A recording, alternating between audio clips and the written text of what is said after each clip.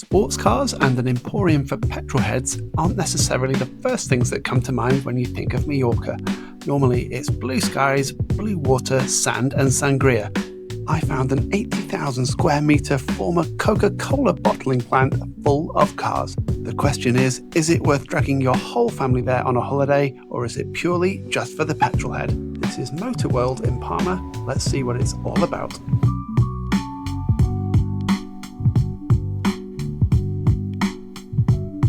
Struggling to summarise what this place is about really. It's a collection of exhibits, dealers, cool cars, car related companies, conference spaces, a restaurant. It's just loads of cool stuff relating to cars all gathered in one building. What's not to like?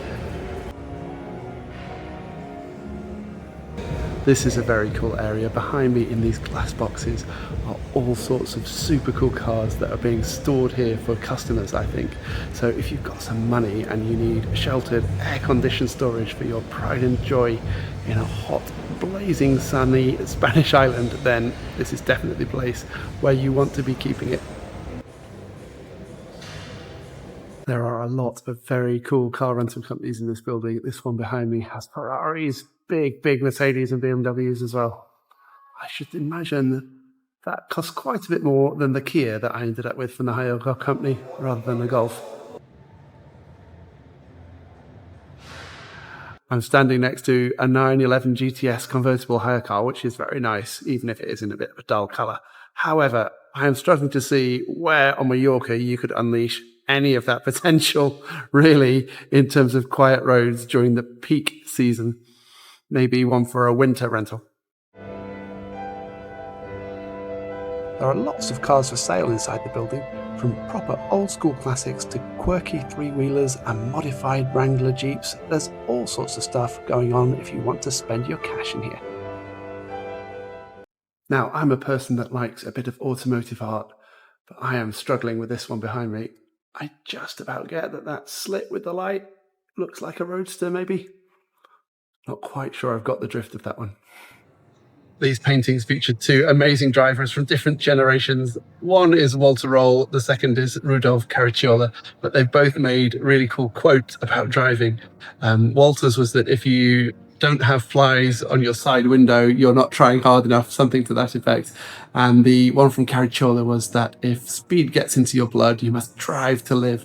They're both captured on jotter pads that I made some time ago, and they're available on the Autobunker website. They get delivered through the Amazon direct printing service. So if you order them, they'll come from Amazon direct to your house. They're a really cool gift if you love cars, or if you know a petrol head in your life that would like a thoughtful gift. There's a dealer called Ronald here, which has some really cool long wheelbase Jeep Wranglers. This mint green and white one is really interesting as well. There's some very cool ones inside. I'll grab some shots of those too. The love of boats is strong on the Autobunker channel. There's a very nice Axopar 22 with a T-top Mediterranean spec behind me. I think that's worth including in a car nuts place, isn't it? A cool speedboat with a massive engine? Definitely.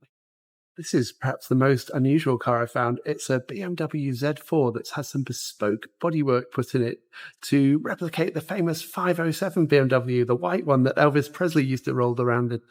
It's a modern homage to a classic car with all the modern tech and features. I'm not sure the styling is quite there in terms of the classic looks of the original, but a really interesting bit of coach building. I normally like to squeeze in some walk-around tours of cool cars that I find when I'm in places like this. This Aston Martin is being conveniently rotated for me, so I don't even have to move. How handy. The same for this yellow Ferrari 458 as well. And I can rent it. Bonus. This Motorworld building used to be a huge Coca-Cola plant. I'd read about that on the internet, but I hadn't seen much evidence of it inside. And then parked around the back, I found their delivery truck, which is a really cool homage to the history of this place. That's really cool to see. I wonder how many miles and how many deliveries that truck made over the years. There's plenty of spare capacity in this place. They could easily set up for a big launch or a car meet or something like that. It'd be interesting to come here when there's a formal event on and see just how they use these big empty spaces. If you are bringing people with you that aren't petrol heads, then the terrace and the restaurant and the food were really lovely. I had lunch here and it was absolutely superb. The staff were lovely as well. If you can talk your boss into buying you lunch and then having a meeting, then there's some really cool car and motorsport themed conference rooms to book into as well. That would make an away day much more interesting. So all in all, a really charming and quirky place to visit if you're a petrol head.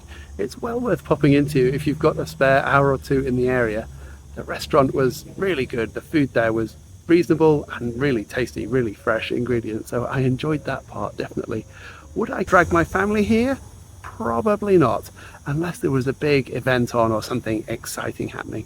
But for just a cool bunch of car related stuff, and if you're looking to hire a premium car in Mallorca, then I think this is definitely a really cool place to come. What I forgot to say in Spain was, I'm David, this is Autobunker. Thank you so much for watching this tour of Motorworld in Palma, and I'll see you in another video very soon.